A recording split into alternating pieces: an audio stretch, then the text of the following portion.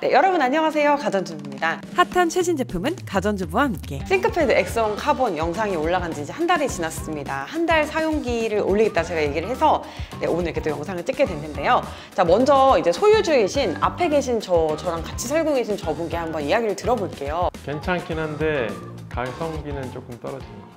왜 샀지? 살 땐 가성비가 떨어진다는 걸 몰랐나? 정말 비즈니스용이거든요. 저도 이걸로 뭐 영상 감상도 하고 세금 계산서도 발행하고 뭐 이런 식으로 한번 써봤는데 쓰면서 느낀 장점, 단점 오늘 말씀드리도록 하겠습니다. 그리고 이게 옵션이 되게 다양하다 보니까 노트북 옵션 어떻게 골라야 하나 이거를 또 조금 어려워하시는 분들이 계세요. 그거에 대해서도 제 생각을 좀 말씀드리겠습니다.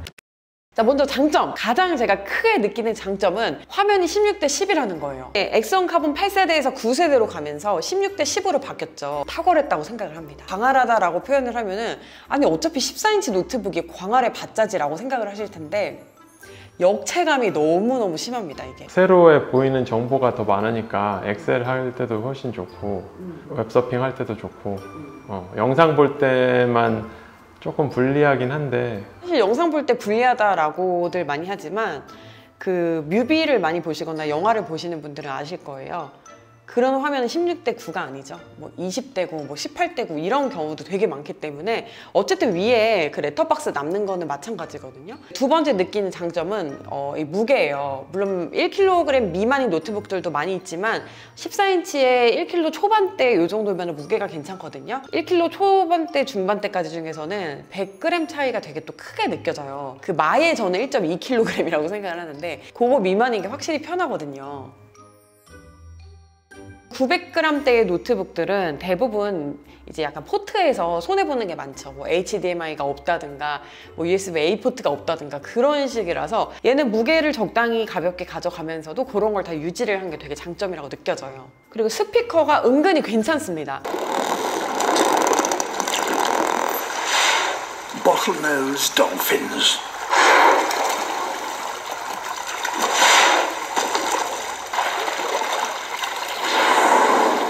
Ahead of them, a shoal of mullet. Bored.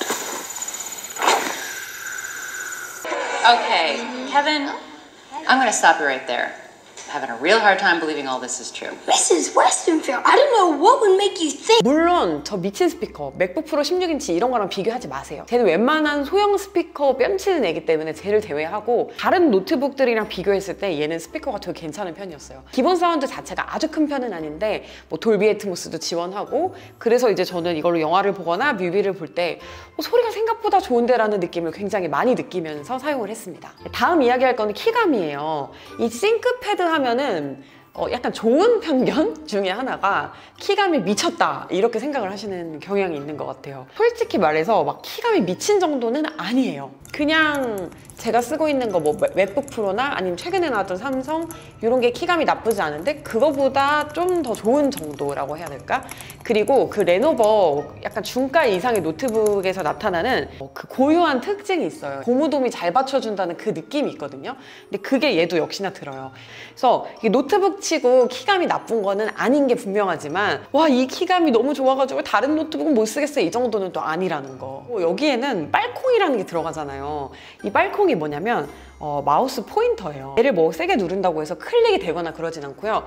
내가 누르는 압에 따라서 이게 이렇게 멀리 가느냐 가까이 가느냐 약간 이게 바뀌는 이 압력이 적용되는 포인터예요. 얘가 이 자체로 클릭이 되지 않기 때문에 결국 클릭은 이 엄지로 트랙패드 위에 있는 이 버튼을 클릭하는 거 뭐 이 정도로 클릭을 해야 돼요. 그래서 저는 이 빨콩이 클릭이 되지 않는데 도대체 이걸 무슨 용도로 쓰는지 그게 되게 궁금하더라고요. 이 타자를 치는 손 자세가 변하지 않고 이 마우스 포인터를 움직일 수 있기 때문에 되게 좋다고 하는데 트랙패드를 쓰거나 마우스를 쓰게 되지 이 빨콩을 그렇게 많이 쓰게 되진 않는 거예요. 잘하시는 분들은 이걸로 스타크래프트도 하신다고 하는데 도대체 어떻게 하는 건지 좀 익숙해져 보려고 하는데 안 되더라고요. 스타크래프트 어떻게 마우스로도 트랙패드가 이 지금 마우스 휠 버튼 요 구조가 되어 있어가지고 위에 이 버튼이 있어서 트랙패드가 좀 좁아요. 그래서 오히려 저는 이게 조금 단점이라고 느껴지긴 해요. 8세대는 이 열 배기구가 측면에 있었거든요. 근데 얘는 이 뒤로 빠져 있어요, 이게. 그래서 뭐 노트북을 이렇게 잡거나 아니 마우스 쓰거나 그럴 때 이 손에 열감이 안 느껴지는데 되게 사소하지만 그것도 장점으로 느껴졌어요. 이거는 장점일지 아닐지 모르겠지만 뭐랄까 좀 공대 감성으로 생겼잖아요. 컴퓨터 되게 잘할 것 같은 느낌. 그래서 약간 기캐 보이는 그 느낌이 있어요. 그래서 공주형도 사실 이걸로 엑셀이랑 지금 카톡밖에 안 하지만 그 느낌을 좀 내고 싶어서 구매한 게 아닌가 하는 합리적 의심이 들거든요. 어떠신가요?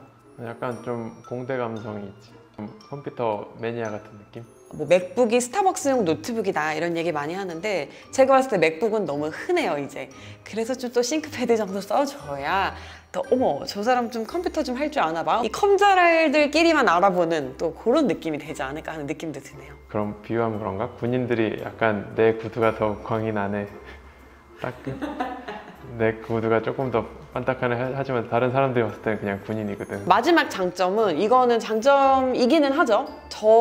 제 생활 패턴엔 맞지 않지만 어쨌든 5G를 선택할 수 있는 몇 안 되는 노트북 중 하나라는 거. 지금 5G 지원되는 게 뭐 HP 드래곤플라이 그리고 뭐 갤럭시북 일부 기종 진짜 별로 대안이 없는데 뭐 보안상 와이파이를 못 쓰시는 분들이나 어디를 막 돌아다니면서 연속적으로 작업을 하셔야 되는 분들은 이 5G 옵션이 굉장히 반가울 수밖에 없겠죠. 공주형 같은 경우는 여기에다가 LTE 데이터 나눠쓰기 그 유심을 넣어놨어요. 업로드 다운로드 하기에는 그 유심으로 쓰기 좀 부족하더라도 웹쇼핑 정도는 충분히 할 수 있거든요. 그래서 그런 식으로 활용을 하시면 그런 생활 패턴을 가지신 분들에게는 되게 장점인 노트북이죠. 근데 이게 그 유심 슬롯을 핀으로 뺄 때 약간 이게 스킬이 필요해요. 근데 보통은 한 번 이거를 넣으면 다시 뺄 일이 없잖아요. 뭐 폐기를 하거나 되팔 때까지는. 그렇기 때문에 이거는 뭐 크게 그렇게 단점은 아닌 것 같아요.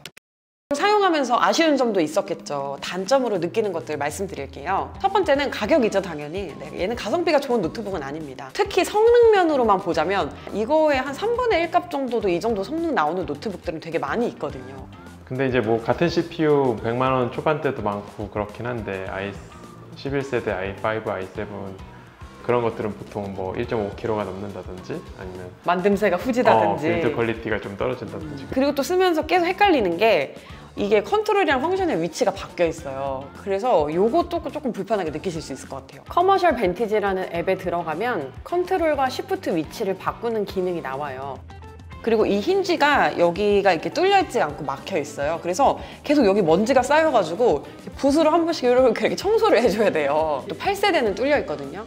그리고 이게 썬더볼트 포트가 2개가 이 왼쪽에 있거든요. 근데 하나하나씩 있었으면 더 좋았겠다라는 생각이 들어요. 이건 진짜 단점인데 이것 때문에 얘는 중고로도 되게 잘 팔릴 것 같아요. 뭐냐면 공홈에 주문을 했을 때 한 달 정도 기다려야 돼요. 4K나 5G 옵션 같은 걸 넣으면 좀 더 오래 걸립니다. CPU-G 테스트에서는 싱글 점수가 539, 멀티가 2601점이 나왔어요. 시네벤치에서는 싱글 코어 1108, 멀티 코어 2459가 나왔습니다. 뒷판을 열어봤는데요. 전반적으로 만듦새가 좋았고요. 쿨러가 듀얼 쿨러로 후면으로 배기가 되는 구조였습니다. 시네벤치 돌리면서 CPU에 부하를 주면서 열화상 카메라로 찍어봤는데 보시면 열 분포가 보이시죠? 제가 이렇게 타이핑을 하면 이쪽은 지금 안 뜨겁거든요. 이 위쪽은 좀 뜨끈뜨끈해요. 키보드 위쪽이 뜨거웠음에도 불구하고 50도를 넘어가지 않더라고요. 자, 이렇게 장단점 말씀드렸고요. 이제는 이제 옵션에 대해서 어떻게 선택하면 좋을지 좀 제 소감을 말씀을 드릴게요. 화면 옵션입니다. 4K를 선택할지 FHD 플러스를 선택할지 이거 좀 어렵고 저와 공주형도 이게 좀 의견이 갈리는 부분이에요. 도트 되게 심한 노트북 보다가 맥북 보면 되게 고퀄 노트북 보는 것 같은 그 느낌 있잖아요. 그런 식으로 얘도 이 도트가 안 보여요. 그거는 이제 4K의 되게 장점이고 확실히 PPI가 높아서 그런지 이게 얘가 맥북 프로보다 PPI가 높지. 그리고 폰트도 뭔가 좀 약간 이 도트가 안 보이니까 선명하게 보이고 그리고 뭐 4K 영상 같은 거 보면은 진짜 쨍쨍하게 색 표현이 되게 잘 돼서 와, 눈 호강한다 이런 느낌 들거든요. 이게 약간 오류가 있어요. 일부 프로그램 같은 게 창은 작은데 뭐 글씨만 크게 나오는 식으로 최적화가 약간 안 돼 있다든가 그리고 특히 이제 카카오톡 같은 거를 크게 볼 수 없는 게 너무너무 단점이더라고요. 카카오톡이 이 배율을 선택하는 게 있는데 이게 200%까지밖에 안 돼요. 그래서 가장 크게 봐도 이게 좀 작아요. 그래서 이게 좀 시력이 안 좋으신 분들이나 그런 분들은 4K 선택하시면 후회하실 수도 있을 것 같아요. 그리고 국내 기준이긴 한데 4K가 글레어 패널밖에 선택이 안 돼요. 근데 저는 낮에 노트북 쓰거나 이럴 때 반사가 많이 되면 좀 스트레스를 많이 받는 편이에요.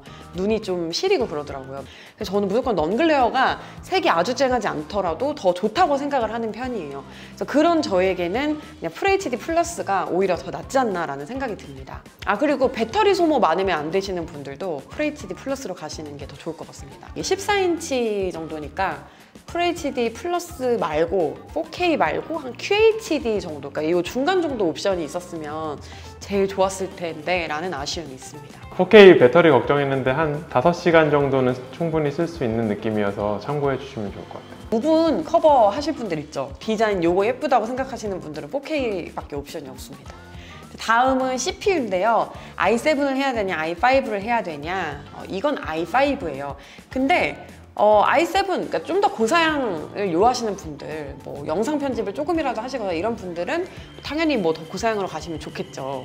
뭐 발열이나 스로틀링 같은 게 있을 수도 있으니까 그거는 고려하셔가지고 선택을 하시면 되겠습니다. 램은 어느 정도로 해야 되냐? 이게요, 램은 온보드예요. 그래서 업그레이드를 할 수가 없습니다. 처음부터 신중하게 잘 고르셔야 돼요. 이게 8기가가 기본이거든요. 8기가에서 16기가로 올리는데 79,200원, 8기가에서 32기가로 올리는데 225,000원 정도예요. 그래서 이제 공주형 같은 경우에는 225,000원 더 주고 32기가로 했는데 쓸모가 없었죠? 네, 오래 쓰려면 그래도 조금 큰 게 낫지 않나. 그럼 뭐 한 3년 쓰실 거예요? 그 정도는 쓰려고요. 진짜? 알았어. 내년에 봅시다. SSD는 자가 업그레이드도 가능합니다. 혹시 어떻게 하는지 궁금하신 분들은 컴뜬녀의 영상을 한번 봐주세요. SSD는 기본이 256이고요. 57,200원 추가하면 512가 되고, 뭐 21만 1,200원 추가하면 1테라 되고, 51만 9,200원 추가하면 2테라가 돼요. 이게 그 SSD 추가하는 비용이 맥북 고르다가 이거 보니까 되게 저렴하게 느껴져요. 그럼 나는 용량이 별로 필요 없으니까 그냥 256으로 할까라고 하시는 분들 저는 많진 않을 것 같지만, 그런 분들은 잠시만요. 최소 512 이상을 하시길 권하는데 다른 이유가 아니라요. 이게 지금 PCI 4.0이 들어가는 게 512 이상부터예요. 그 이하는 3.0이 들어가는 것 같아요. 그래서 512를 올리려면은 지금 57,200원만 추가를 하면 되잖아요. 그러니까 저는 무조건 512 이상으로 가시기를 권합니다. 그리고 이제 보증 서비스에 대한 옵션도 있어요. 보면은 보통 이제 뭐 노트북 신상 많이 바꾸시는 분들은 이게 필요 없을 수도 있는데, 좀 오래 쓰시는 분들, 오빠처럼 3년 이상 쓰실 분들 주목하세요. ADP 옵션이라는 게 있습니다. 그거를 추가를 할 수가 있는데, 이게 뭐냐면은 뭐 액체가 유입된다든가 뭐 원창게 파손을 한다든가 이런 경우에 이제 좀 보증을 해주는 그런 옵션이에요. 내가 좀 파괴몬이다 이런 분들은 이런 거 하셔야 또 마음이 편하시겠죠. 네, 오늘 이렇게 싱크패드 한 달 사용한 후기를 말씀드렸습니다. 뭐 이걸로 무거운 작업을 하는 건 아니고 정말로 이건 비즈니스 노트북으로 쓰이고 있기 때문에 얼마나 이제 유용하셨을지는 모르겠지만, 여러분들 뭐 옵션 같은 것도 좀 고민을 많이 하셨을 텐데 참고해 주시면 되겠고요. 이게 10점 만점에 점수를 준다면 몇 점짜리입니까? 그래서 한 8.5 이상? 10.5 이상? 오. 일단 싱크패드 X1 카본이 지금 9세대거든요. 1세대에서 지금 9세대까지 나왔다는 거는 굉장히 기변을 해도 티가 안 났기 때문에 유부남들이 선호했다. 내지는 어떤 매니아층이 있다라는 해석이 될 수 있을 것 같아요. 싱크패드가 원래 IBM 거잖아요. 그래서 이제 레노버에서 인수하기 전에 이것도 LG에서 인수를 했으면 어땠을까 하는 생각이 들어요. 이게 LG IBM으로도 옛날에 팔렸던 적이 있었거든요. 여러분들은 모르시겠지만 이 할미는 알고 있단다. LG IBM 싱크패드. 근데 어떻게 이거를 워드랑 엑셀을 하려고 250짜리를 사냐 진짜 사람이. 어차피 페라리 타도 200km로 달리는 거 아니잖아.